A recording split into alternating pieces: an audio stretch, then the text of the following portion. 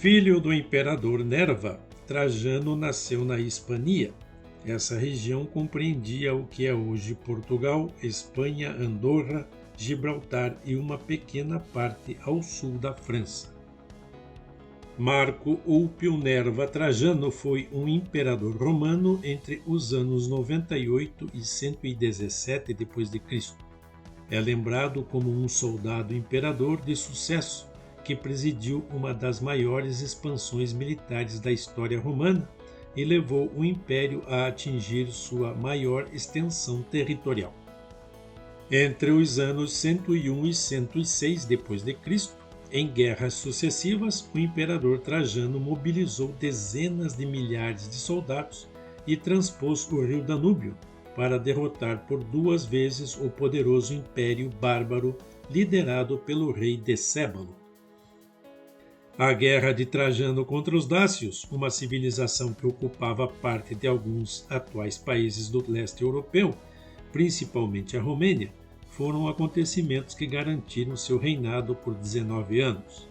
A conquista foi impressionante, que segundo registros rendeu aproximadamente 250 mil quilos de ouro, 400 mil quilos de prata, 500 mil prisioneiros, os quais foram utilizados como escravos, milhares de armas e artefatos militares, grande quantidade de seda e outros tipos de tecidos, pedras preciosas e semi-preciosas, milhares de cabeças de gado e cavalos, além de uma maravilhosa extensão de terra muito fértil.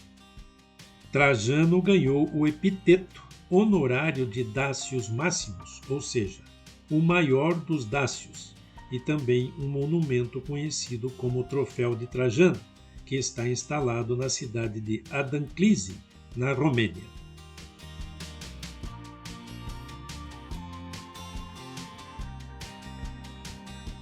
Com esta conquista e o espólio conseguido, a paisagem de Roma foi alterada mais uma vez.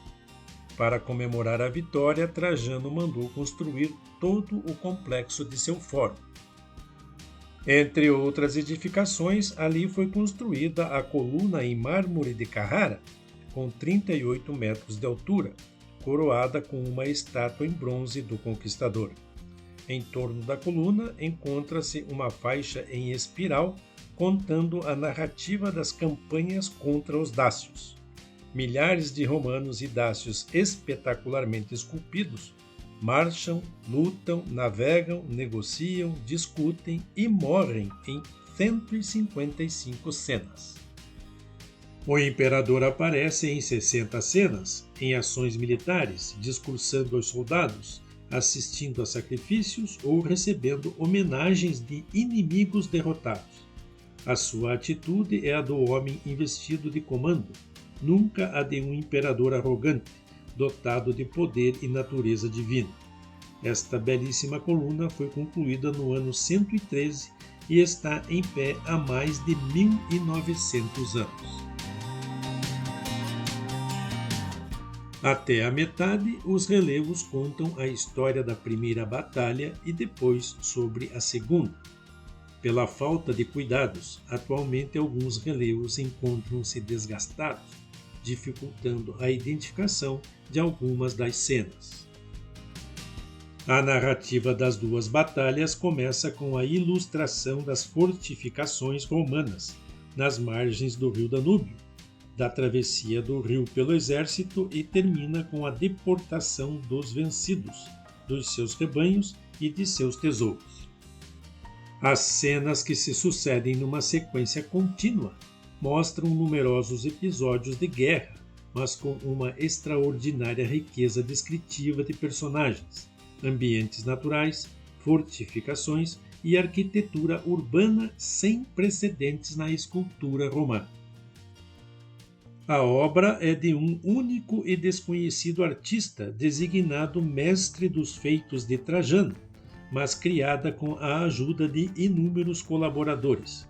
Ele foi o responsável pelo tom unificado do ciclo figurativo, elaborado com infinitas variações.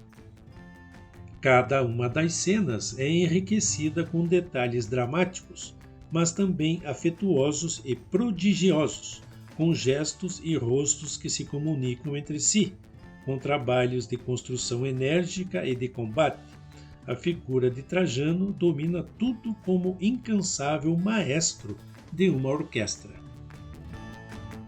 Jean Lorenzo Bernini, arquiteto, engenheiro, escultor e pintor, que viveu nos anos 1600 e realizou grandes obras em Roma e no Vaticano, afirmou que a coluna de Trajano foi a fonte da qual todos os grandes homens extraíram a força e a grandeza necessárias para seus projetos. Em algumas cenas dos relevos, figuras estão distorcidas ou fora de proporção, porém especialistas defendem que foram realizadas daquela forma propositadamente, porque o autor queria garantir que determinadas situações e as figuras mais importantes se tornassem emblemas e também para fazer com que as pessoas que as admirassem de baixo pudessem visualizar e perceber melhor essas cenas, tendo em vista que o local não possui escadas ou rampas que lhes permitissem ver de perto os relevos. Segundo relatos, na base da coluna foram colocadas 2 urnas em ouro que receberam as cinzas de Trajano e de sua esposa Plotina, que mais tarde foram perdidas. Nenhum dos outros imperadores havia sido sepultado em seu próprio fórum, muito menos dentro do Pomerium, que era o limite interno sagrado da cidade, onde eram proibidos sepultamentos. Este é outro aspecto da natureza excepcional da história do Fórum e da coluna. Porém, como se não bastassem roubos, saques e depredações, além de mandos e desmandos de autoridades civis, militares e religiosas, ao longo de toda a história romana, este local também foi corrompido no seu significado original, com a retirada da estátua de Trajano do alto da coluna e a colocação da estátua de São Pedro, por ordem do Papa Sisto V, em 1588. Ainda se discute o modo de construção da coluna e o seu significado, mas, acima de tudo, o debate centra-se no rigor histórico. Por vezes parecem existir tantas interpretações como a quantidade de figuras nela entalhadas, e ali estão presentes 2.662 figuras humanas. Estudos realizados por especialistas concluíram que para a sua construção foram utilizados 17 blocos do melhor mármore de Carrara, fora a sua base. Algumas cópias em gesso dos relevos estão expostos no Museu da Civilização Romana e permitem observar de perto toda a beleza das representações na coluna. A seguir mostramos um vídeo ilustrativo de como teria sido a coluna.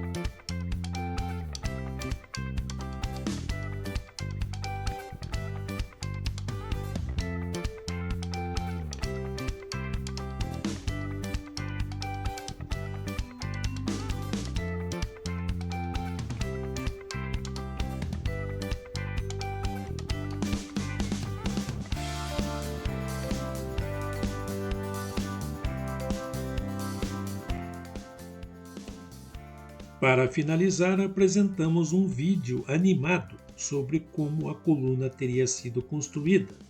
Um trabalho bem planejado e realizado com muita inteligência, tendo em vista os recursos disponíveis na época. Os relevos retratando a história foram esculpidos depois da coluna em pé.